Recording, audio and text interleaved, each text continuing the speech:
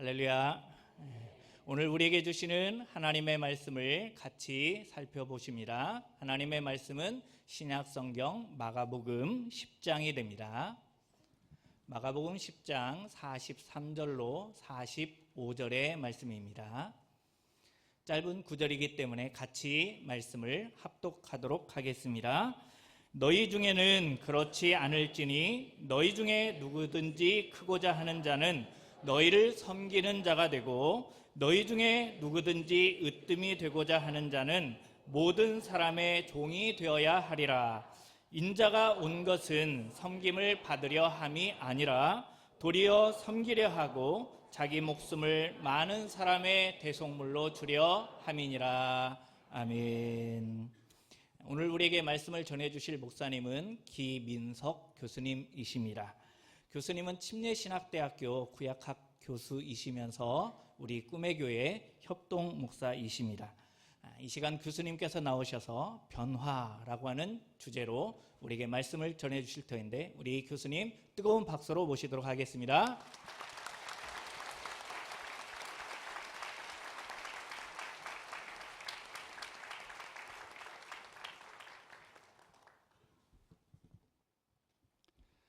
예, 안녕하세요.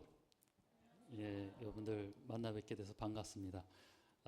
저는 소개받은 대로 침례신학대학교에서 구약성서학을 가르치고 있고요. 한 10년 넘도록 우리 꿈의 교회의 협동 목사로서 일하고 있습니다. 처음에 이제 대전에 있었다가 최근에는 글로리 채플에 지금 섬기고 있는데 그래도 여길 종종 나타나기 때문에 아마 여기서 번쩍이는 보셨으리라 생각이 듭니다. 오늘은 침신대 주일이기 때문에 저희 교수님들이 또 설교를 하고요. 잠깐 저희 학교를 소개해 드리자면은 우리 침례교단의 유일한 신학교입니다. 우리 대전의 지종역 건너편 쪽에 있고요. 한번 기회가 되신다면 꼭 한번 방문하여 주시면 뭐 제가 장담하겠지만은 대한민국에서 가장 예쁜 캠퍼스 중에 한 군데입니다. 잘 겉에서 안 보이긴 하는데 오시면은 저희 교회 협동 목사님들 한 서너 분이 교수님으로 계시고 찾아오시면은 커피도 제가 대접해 드리겠습니다. 그리고 아마 우리 교회 전도사님들 부사역자분들이 침신대에 많이 계실 거예요. 지금 현재 제 수업도 듣고 있는 제자분들이 많이 계시고 근데 아마 가시면은 좀 찾기가 어려우실 겁니다.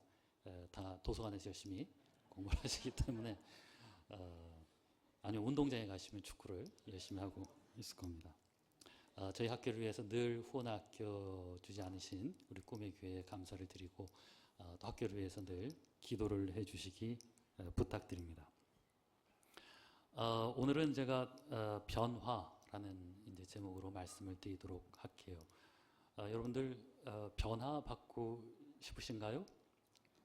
예, 뭐 부담이 있으신 분도 있으시겠지만 사람은 변할 수 있을까? 잘 안 변한 것 같다라는 속상한 생각이 들기도 하지만 하나님을 믿고 어떻게 변화된 삶을 살 수 있을까? 한번 그거를 좀 추적을 해보려고 합니다. 소개받은 대로 저는 구약성서 성서학을 이제 전공을 한 사람인데 이 시간은 마음 편하게 그냥 재미있는 성경 이야기를 들으신다라고 생각하시고 들으시면 될 것 같습니다. 예수님의 제자들이 예수님을 만나고 나서 굉장히 급변하게 변했던 그 한 큰 예이기도 합니다. 하지만 그들이 변화받기 전에 특히 예수님과 함께 예수님의 제자로서 살아갈 때에는 성경을 아마 가만히 보시면은 저나 여러분들과 별 다름없는 굉장히 그 인간적이고 실수도 많고 어처구니 없는 일도 많이 하는 그런 존재라는 것을 아마 아시게 될 겁니다.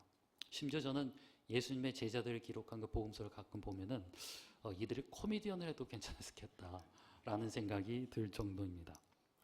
스승 예수가 돌아가시고 나서 성령님이 오시고 나서 그리고 나서 그들은 이제 진정한 하나님의 사역자로서 변모가 될 수가 있었는데 예수님과 함께 훈련을 받을 때는 여러분들 혹시 그 덤앤더머란 영화 아십니까? 예, 아주 옛날 영화인데 짐 캐리가 아주 주연했던 거기 나오는 주인공처럼 참 그 개그를 하지 않나라는 생각이 들 정도였습니다. 특히 예수님의 제자 중에 수제자가 한 명 있는데 혹시 누군지 아실까요? 예, 베드로라는 사람이 있는데 살아생전에 예수님을 얼마나 당혹했는지 모릅니다. 오죽했으면 예수님이 베드로를 향해서 한 번은 야, 이 사탄아 라고까지 말씀하셨을까요? 저도 학교에 속썩이는 학생들이 많이 있지만 차마 사탄이라고까지는 부르지 못했습니다. 한번 해볼까요? 요새 그러면 이제 아마 고소를 당하거나 그럴 것 같은데. 베드로의 그 개그는 여기서 끝이 아니었습니다. 한 번은 예수께서 무리를 걸으시면서 제자들에게 다가가고 있었습니다. 이제 제자들이 바다 가운데서 풍랑을 만나서 위험에 처했거든요. 그런데 예수님이 찾아가니까 이번에도 베드로가 그만 생각보다는 말이 먼저 앞섰습니다. 그래도 잠시지만 예수님이 기뻤습니다. 왜냐하면 베드로가 당신이 정말 예수님이라면 나도 무리를 걸어갈 수 있을 것이다. 야, 예수님이 그때는 뿌듯했을 거예요. 제자 하나, 그래 제가 좀 평소에 속은 썩여도 믿음하면 베드로지 하면서 이리 오너라 하고 두 팔을 딱 벌리고 있었는데 베드로가 첫 발을 띄고 얼마 가지 않아서 그만 물에 폭 빠지고 말았습니다. 그래서 할 수 없이 살려달라고 이제 아우성치는 베드로를 이제 간신히 구해내고 아마 좀 민망한 순간이 흘렀을 거예요. 그러고 나서 예수님이 조용히 베드로의 귀에다 대고 믿음이 적은 자여 왜 의심하였느냐라는 유명한 말씀을 아마 남기셨을 겁니다.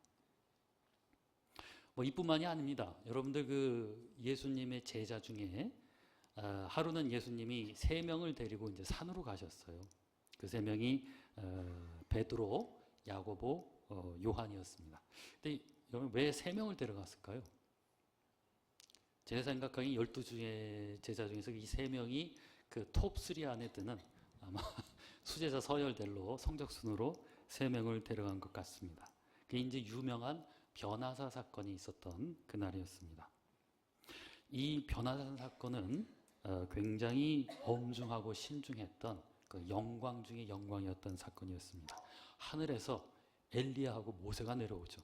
그 예수님도 영광 중에 본묘하셔서 그 세 분과 아주 심각한 토론을 하십니다. 아마도 예수님의 마지막 사역에 대한 이야기를 하셨던 것 같습니다. 극도로 조심스럽고 집중해야 되는 순간이었고 모두들 경외감에 그 입이 차마 떨어지지 않는 순간이었는데 역시 베드로가 그 순간을 뚫고 그만 입을 열고 말았습니다. 천상의 회의를 하고 계신 예수님께 다가가더니 거의 이런 수준으로 이야기를 했어요. 선생님, 여기 정말 끝내주네요. 선생님과 저 3분을 위해서 여기다가 펜션 하나 지어드릴까요? 기가 막히셨는지 이번에 예수님은 대꾸도 하지 않으셨습니다. 하늘에서 내려오신 귀빈들 앞에 톱3를 데리고 예수님은 나 하늘에서 여기 지상에서 일 잘하고 있다라고 이제 자랑도 하고 싶으셨을 텐데 예수는 그 순간에 얼마나 당혹스러웠을까? 아마 얼굴이 벌게지시지 않으셨을까? 저도 상상을 해봤어요. 내 제자 탑3를 데리고 학회에 갔는데 그만 헛소리를 한다 그러면은 얼마나 좀 민망할까? 자, 그런데 이 유명한 변화산 사건은 우리 복음서 중에 마태복음, 마가복음, 누가복음 3군데에 다 기록이 되어 있습니다. 그만큼 이제 유명한 사건인데요. 그런데 그 중에서 오직 마가만이 이 사건에 대한 흥미로운 해석을 이제 첨가를 했습니다. 베드로의 돌발 행동에 대해서 마가는 이런 설명을 했습니다. 베드로가 무슨 말을 해야 될지 몰라서 이런 말을 했던 것이다. 제자들이 겁에 질렸기 때문이다. 이게 다른 데는 없고 마가복음에만 있습니다. 도대체 왜 마가는 이렇게 베드로를 옹호하는 걸까요? 그 순간에 굉장히 불안정하고 들쑥날쑥한 베드로를 마가는 꽤 이해하고 관용적으로 대하는 편입니다. 그게 이제 그의 복음서에 보면 좀 드러나는데 사실 살펴보니까 이 베드로는 이 마가하고 굉장히 밀접한 관계에 있었던 존재였었습니다. 도대체 그 둘에게는 어떤 인연이 있었길래 마가와 베드로는 이렇게 인연을 맺었을까? 그러니까 아주 오래전 이야기부터 한번 해보도록 하겠습니다. 이 마가라는 사람한테는 평생 그 마음속에서 잊고 싶은 한 기억이 있었습니다. 그날은 예수께서 마가의 어머니 마리아의 집에 오셔서 예수님 생애의 마지막 만찬을 하셨던 날이었습니다. 그날 마가는 아마 굉장히 젊은이였을 거예요. 그리고 아마 처음 예수를 그날 보았을 것으로 추정이 됩니다. 그리고 자기 어머니가 얼마나 정성스럽게 예수를 섬기는지 아마 잘 보았을 겁니다. 그리고 자신도 예수님의 권위 있는 가르침에 아마 감화가 되어서 아마 그때서부터 예수님을 우러러 존경하지 않았을까라는 생각이 듭니다.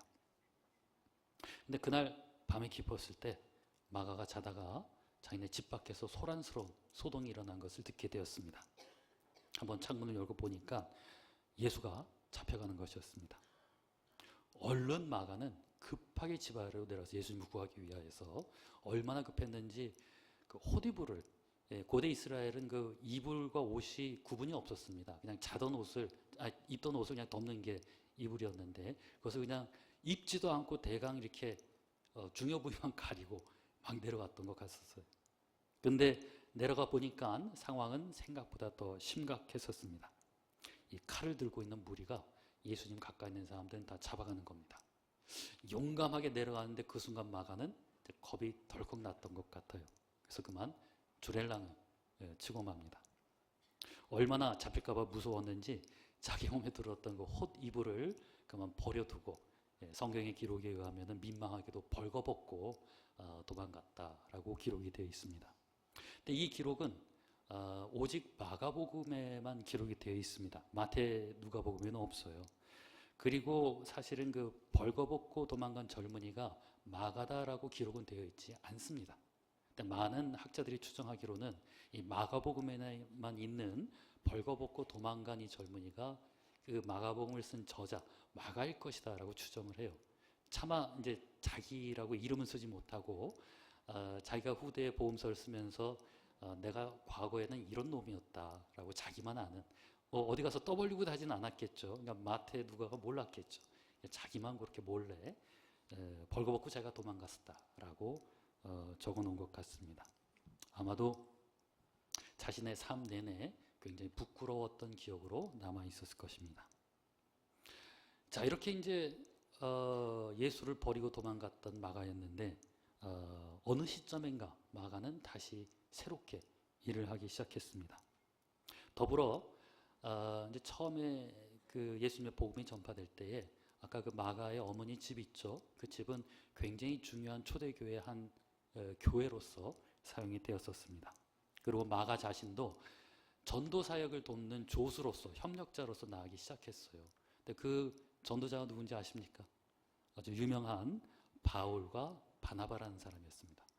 그러면 아주 탑 클래스 전도자를 돕는 아주 그냥 뿌듯한 사역을 하게 됐었습니다. 근데 사실 마가는 좀 젊고 미숙했었는데 그래도 이제 가서 잘 일을 할 수 있었던 것은 그 바나바가 바로 마가의 삼촌이었어요. 그리고 이 바나바라는 사람은 별명이 평화의 사도입니다. 그만큼 성격이 온순하고 남을 품을 줄 알았던 분이기 때문에 이 마가는 미숙하지만 아마 사역을 열심히 도왔던 것 같습니다. 자, 그런데 그럼에도 불구하고 마가는 또 한 번 사고를 치고 맙니다. 그들을 도와서 전도 여행을 하다가 또 도망을 갔어요. 자기 집 예루살렘으로 그만 사도행전 13장에 보면은 자기 집으로 또 도망가게 됩니다. 자, 그러니까 몇 번 도망간 거죠? 2번. 처음엔 예수 가려다 겁이 나서 그 다음 전도 여행하다가 또 무슨 이유인지 모르겠지만 도망갔던 거였어요. 이렇게 2번 실패를 하면은 사람이 어떨까요? 굉장히 좀 낙담이 되겠죠. 이 사건을 저지른 이 마가 때문에 또 마가가 더 이제 힘들었던 것은 자기 삼촌 바나바하고 바울이 크게 대판 싸우고 말았어요. 그리고 갈라섰습니다. 그러니까 얼마나 속으로 위축이 되었겠어요. 우리 그 구절을 한번 볼까요? 사도행전 15장 36절부터 40절까지입니다. 다시 한번 읽겠습니다. 시작. 며칠 후에 바울이 바나바더러 말하되 우리가 주의 말씀을 전한 각 성으로 다시 가서 형제들이 어떠한가 방문하자 하고 바나바는 마가라 하는 요한도 데리고 가고자 하나 바울은 밤빌리아에서 자기들을 떠나 함께 이르러 가지 아니한 자를 데리고 가는 것이 옳지 않다 하여 서로 심히 다투어 피차 갈라서니 바나바는 마가를 데리고 배 타고 그브로로 가고 바울은 실라를 택한 후에 형제들에게 주의 은혜에 부탁함을 받고 떠나. 예, 이게 아주 유명한 그 전도사 아니 사도였던 이 바울과 바나바가 이렇게 서로 싸우고 갈라섰습니다. 저 바울하고 바나바도 싸웠었어요. 우리 가끔 여러분들이 목사님들이 싸우시는 거 보고 예, 좀 시험에 드시는데 예, 뭐 싸우기도 합니다. 근데 결과적으로는 하나님의 역사 속에서 둘이 싸워서 갈라진 것이 좋은 결과를 갖게 되었어요. 하지만 마가 자신은 굉장히 고통스러웠을 거예요. 자기 때문에 삼촌하고 바울이 싸웠으니까. 근데 사실 이 바울이란 분이 성격이 좀 강하고 까칠한 것으로 굉장히 유명합니다. 심지어 보시다시피 온화하기로 유명했던 바나바도 감당하지 못할 정도로 성격이 굉장히 강했던 사람이 바울입니다. 그래서 이제 마가가 가다가 중간에 집으로 돌아갔던 원인 중에는 아마 그 바울의 까탈스러운 성격도 한몫하지 않았을까라고 이제 보입니다. 그런데도 이 목사님들은 아실 거예요. 전도사가 그나 교회 나가버리면 예, 별로 예쁘진 않았겠죠. 자, 그런데 이 성경을 보면은 나중에 바울과 바나바는 서로 다시 잘 지내게 됩니다. 심지어 바울이 도망간 마가를 그리워하는 장면이 나옵니다. 우리 디모데후서 4장 11절 볼까요? 예, 다 같이 읽겠습니다. 시작. 누가만 나와 함께 있느니라. 내가 올 때에 마가를 데리고 오라. 그가 나의 일에 유익하니라. 예, 이렇게 나중에는 이제 그립다라고 이야기할 만큼 이게 마가는 바울의 전적인 신뢰를 얻게 됩니다. 그리고 바울의 다른 서신서들을 보면 그 마가를 굉장히 좋게 이야기하는 것을 여러 군데 발견할 수가 있습니다. 자, 두 번이나 이렇게 도망갔던 마가가 나중에 그 까탈스러운 바울한테 어떻게 다시 신임을 얻을 수 있었을까요? 마가는 어떻게 그렇게 변할 수가 있었을까? 이 마가의 이제 좀 주저하고 이 자신감 없던 성격에 소위 말해서 그 좀 힐링을 주었던 사람은 다름 아닌 베드로입니다. 많은 사람들이 베드로일 것으로 추정을 해요. 마가가 두 번째 도망가게 되었죠. 그런데 나중에 보면은 어찌해서 다시 전도 사역을 협력하는 것으로 나갑니다. 근데 그때 같이 나갔던 사람이 바울도 바나바도 아니라 누구였냐면은 베드로였어요. 그리고 이제 베드로와 마가는 둘이 굉장히 잘 어울렸던 것 같습니다. 왜 잘 어울렸을까요? 예, 베드로도 좀 실수를 많이 했죠. 마가도 굉장히 좀 실수를 많이 했던 사람입니다. 그러니까 서로 마음이 맞는 거예요. 우리 좀 모자란 사람 같지만 같이 힘을 합해서 좀 일을 해보자. 근데 그 변화는 놀라웠었어요. 왜냐하면 여러분들 마가복음서가 마가가 적었잖아요. 근데 여러분들 마가는 그 예수님과 함께 본 적이 없어요. 근데 복음서가 예수님의 그 생애를 기록한 건 아닙니까? 마가는 예수님의 그 마지막 며칠만 이제 보았을 뿐입니다. 마가가 그걸 어떻게 적을 수 있었을까요? 베드로가 옆에서 계속 예수님 이야기를 해준 거예요. 그래서 마가는 이제 마가복음서를 쓸 수 있었다. 이 마가복음서가 다른 복음서에 비해서 굉장히 간단 명료하거든요. 그 이유가 이 베드로가 공부를 열심히 했던 사람이 아닙니다. 좀 전해주는 게 굉장히 말이 짧습니다. 그래서 아주 심플하고 아주 간단했던 복음서를 적지 않았는가. 아무튼 둘은 굉장히 신나게 서로 어울리면서 전도사역을 열심히 했었습니다. 참 흥미로운 것은 얼마나 둘이 사이가 좋았는지 베드로가 심지어 마가를 내 아들이다 라고까지 좀 허세 넘치게 표현을 했었습니다. 베드로전서 5장 13절 한번 보실까요? 네, 다시 읽겠습니다. 시작. 택하심을 함께 받은 바벨론에 있는 교회가 너희에게 문안하고 내 아들 마가도 그리하느니라. 예, 내 아들 마가다라고 할 정도로 설마 이번에도 생각 없이 얘기한 건 아니겠죠. 이 베드로란 사람이 실수가 많았었어요. 그렇죠? 마가도 실수가 많았고 동시에 베드로는 그 많은 실수를 수없이 많이 스승 예수님으로부터 용서받고 용납되었던 사람이었습니다. 자기가 그렇게 용서를 많이 받아봤으니까 베드로에게 마가 정도는 아무것도 아니었던 거예요. 낙담에 있던 마가한테 뭐 너 그 정도 갖고 그렇게 실망하냐 나는 말이야 이러면서 예수님을 어떻게 당혹시켰었는지 아마 잘 이야기를 아마 했었을 것입니다. 고개를 푹 숙이고 있는 마가를 일으켜줄 수 있었던 사람은 많이 실수하고 많이 용서받았던 경험이 있었던 바로 베드로였던 것입니다. 그래서 그런가 마가는 유독 그의 글에 보면은 예수님의 제자들이 자기는 제자들 그렇게 직접 훈련받지 않았었는데 그 제자들이 얼마나 인간적으로 생짜배기이고 얼마나 미숙했는지 굉장히 잘 아는 듯이 적고 있습니다. 그 제자들의 민낯을 그대로 적는 거죠. 어떻게 그런 걸 이렇게 잘 알았을까요? 예. 이 소위 베드로가 자기 동료들 이 뒷담화를 그러니까 왜냐하면 베드로가 평소에 좀 콤플렉스가 있었겠죠. 12사도 중에 좀 덜 떨어진 것 같고 제일 많이 혼나고 공부도 못하고 그러니까 아마 그거를 마가한테 막 풀었을 것 같아요. 마가도 또한 자기도 이렇게 실수 많이 했던 사람이라 제자들이 지금은 위대한 사도지만은 옛날엔 이랬었구나라는 것을 아주 신나게 자신의 그 기록에다가 적어두었던 것으로 추정을 할 수가 있습니다.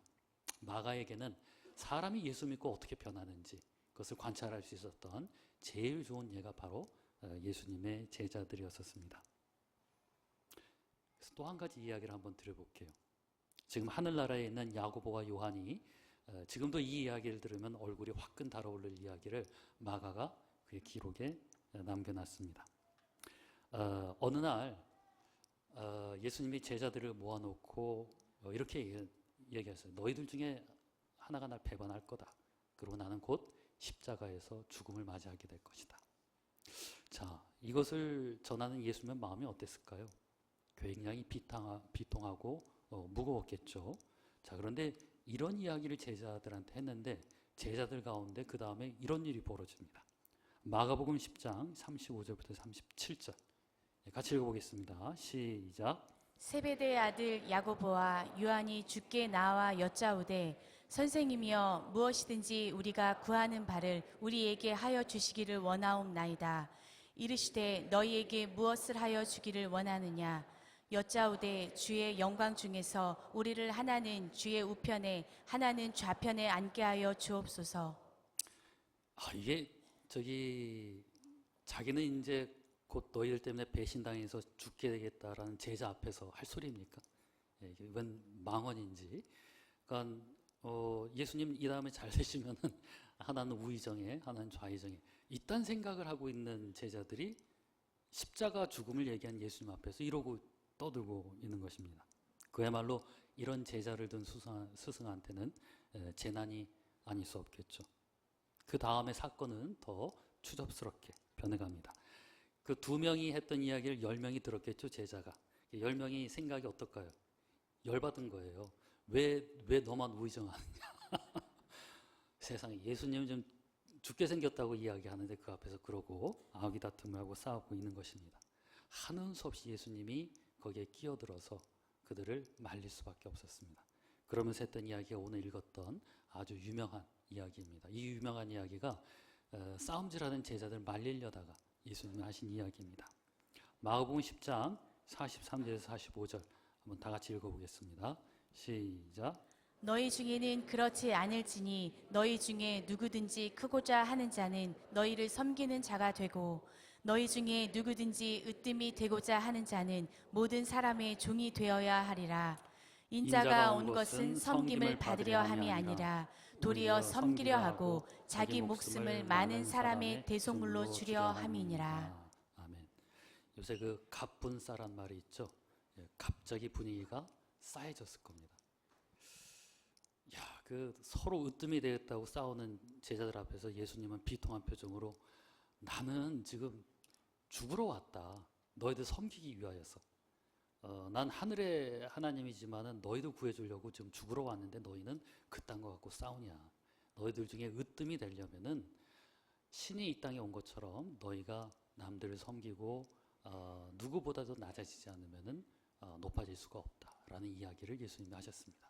제 생각에는 제자들이 그 이야기 듣고 큰 충격을 받았을 것이라고 생각이 듭니다. 평생 아마 잊지 못했던 그 말씀으로 기억을 했을 겁니다.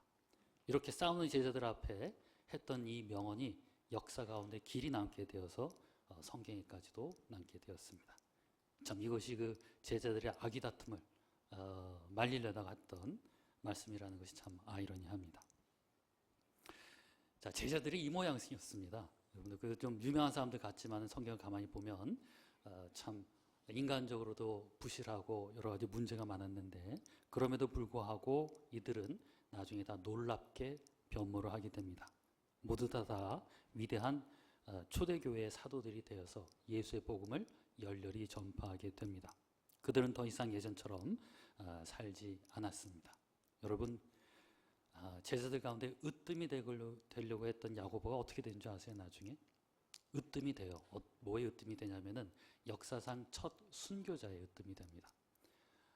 제일 자기가 높아지겠다고 했던 야고보가 변화를 받고 나서는 예수님을 위하여서 기꺼이 목숨을 바치는 거에 으뜸이 되고 맙니다. 요한은 어떻게 된 줄 아세요? 요한은 반대로 제자 가운데 제일 오래 살아요. 오래 사는데 반모섬에 유배되어 가서 그분도 아주 아이러니한 으뜸이 돼요. 뭐냐면은 신약 성경의 맨 마지막 페이지에 점을 찍는 요한계시록의 저자가 됩니다. 참 아이러니하지만 의미가 있죠. 제일 으뜸이 되고자 싸움질했었던 야고보와 요한이 한 사람은 순교자의 으뜸으로, 한 사람은 신약 성경을 마치는 그 마지막 저자로서 살아가게 됩니다. 자, 한번 그들의 삶을 다시 한번 여러분들이 생각해 본다면은 우리의 관심은 언제 그들에게 이런 변화가 일어나느냐입니다. 어떻게 그들은 변할 수 있었을까요? 흥미로운 것은 정작 그들이 예수님으로부터 훈련을 받고 가르침을 받을 때는 변하지 않았어요. 예수님 따라 훈련했었는데 그들의 인격은 예전과 똑같았었습니다. 그런데 성경을 보면 그들에게 변화는 언제 일어나냐면은 첫 번째 성령이 임했어요. 근데 성령이 임해서 어떤 일이 벌어졌냐면은 그들로 하여금 일을 하게 한 겁니다. 예전에는 예수님이 스승이었죠. 성령이 임하고 나서는 그들이 스승이 되어서 예수님께 배운 것들을 필드에 나가서 그 미션을 수행하기 시작했던 것입니다. 마가, 야고보, 요한, 베드로 모두 어설프고 한심하고 이기적인 인간 그 자체였었습니다.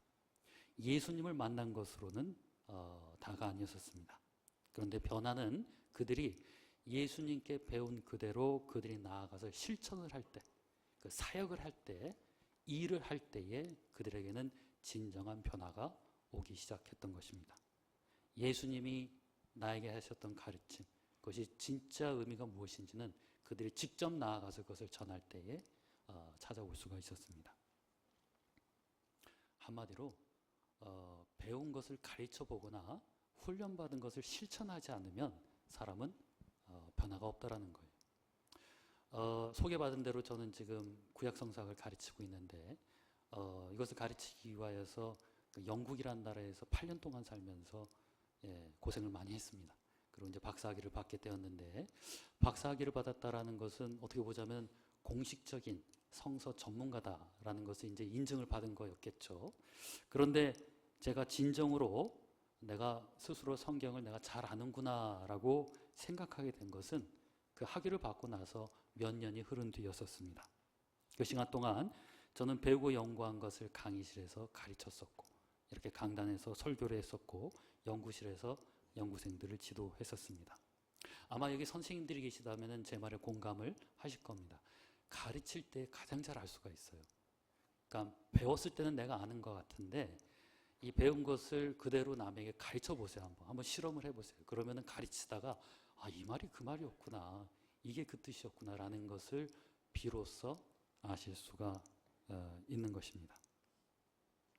다시 말해서 배운 것을 가르쳐 볼 때, 훈련받은 것을 실행해 볼 때 진정한 깨달음 그리고 진정한 변화가 찾아올 수가 있는 것입니다. 말씀드린 대로 예수님의 제자 베드로는 지금으로 말하자면 좀 주의력 결핍증 걸린 한 학생과 같다라고 볼 수가 있습니다. 하지만 그 후에 변화가 일어났을 때에는 그는 완전히 다른 사람으로 변모해 있었습니다. 여러분들 나중에 베드로가 어떤 일까지 하는 줄 아세요? 막 복음이 전파될 때 예수님을 믿는 유대인들과 이방인 사이에 갈등이 생겼었어요. 예민한 문제였는데 할례를 받아야 되냐 말아야 되냐. 이때 베드로가 그 위대한 사도 바울과 바나바를 불러요. 예루살렘으로. 이리 오너라. 그래서 예루살렘에서 회의를 합니다. 회의를 한 후에 더 이상 할례가 중요하지 않다라는 굉장히 중요한 선언을 베드로가 하면서 너희들은 돌아가서 이방인들에게 열렬히 복음을 전파하라. 이게 예전의 베드로랑 비교가 되세요? 얼마나 명철하고 권위 있는 사도로 변했습니까? 한마디로 베드로는 예수님을 믿고 다시 태어났습니다. 거듭났어요. 근데 예수님을 믿었을 때 거듭 태어났다기보다는 예수님을 믿고 예수님의 가르침대로 실천을 했을 때 그는 새로 거듭난 사람이 되었던 것입니다. 이 예수님의 이 베드로의 어마어마한 변화는 언제 일어났을까요? 마지막으로 한 이야기만 더 드리도록 하겠습니다. 잘 아시다시피 베드로는 예수님을 3번 부인했죠. 자기만큼은 부인하지 않겠다 했는데 역시나 말이 앞섰어요. 3번이나 부인하고 도망을 갔습니다. 예수님이 부활하시고 나서 제일 찾아온 제자가, 개인적으로 찾아온 제자가 바로 누구였을까요? 베드로였었습니다. 예수님이 작심을 하고 오셨어요. 이번엔 내가 안 당하리라. 그러면서 지금까지 날 많이 당혹스럽게 했는데 이제는 내가 너를 한번 당혹스럽게 해보겠다. 베드로가 예수님 봤을 때 어땠을까요? 반갑기도 했지만 어디 숨고 싶었겠죠. 하지만 예수님을 맞닥뜨릴 수밖에 없었습니다. 예수님의 첫 질문이 뭐냐면은 자기를 버리고 3번이나 도망간 베드로한테 근데 너 날 사랑하니? 라는 아주 곤혹스러운 질문이었습니다. 베드로가 어떻게 합니까? 자기 머리를 극적거리면서 아니 뭐 사랑하시는 거 잘 아시면서 이렇게 대답을 했습니다. 그러고 나서 베드로는 아마 변명거리기만큼 준비했을 거예요. 내가 사실은 말이죠 이러면서 하려고 하는데 역시나 말이 빠르다라는 것을 예수님이 아시고 이번에는 틈을 주지 않았어요. 곧장 또 물어봅니다. 똑같은 질문을 또 했어요. 그런데 너 사랑하니? 날 사랑하니? 같은 질문 2번 하면 얼마나 곤혹스러울까요? 우리 여기 남자분들 사모님이 날 사랑해? 사랑한 거 알잖아. 근데 나 사랑해? 그럼 이제 식은땀이 나시겠죠. 곤혹스러운 질문을 베드로가 또 했던 겁니다. 그러고 나서 드디어 또 한 번 더 3번째. 이 베드로는 3이라는 숫자에 트라우마가 있는 사람이에요. 근데 아주 짓궂게도 예수님은 또 3번째.